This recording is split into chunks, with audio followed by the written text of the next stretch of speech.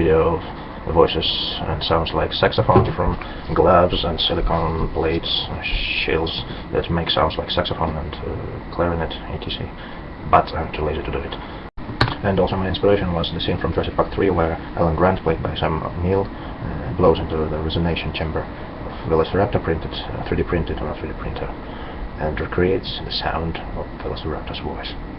And the idea for the artificial vocal cords was, why did people start to make stupid musical instruments out of wood and metal answers? Because they didn't have material that resembled their vocal cords except their own vocal cords. So they sang and played instruments, and now that you have resin and rubber you can make artificial vocal cords, and I actually thought that it would be a good idea to make a robot that could have not just artificial electronic voice but actually blow out air and make a voice through rubber vocal cords. Of course, you will also need to insert an articulation apparatus like mouth with lips and tongue for it. So, and actually another idea was to make your own voice shift lower or higher than your own voice and change it in some way.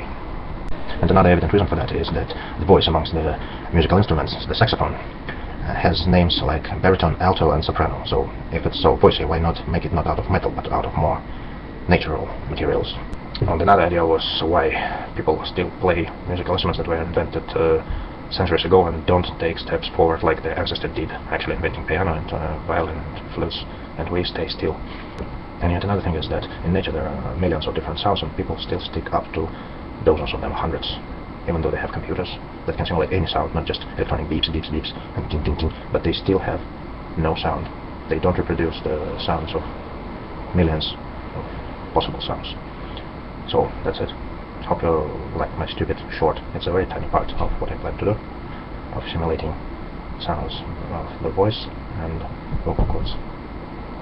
Thank you.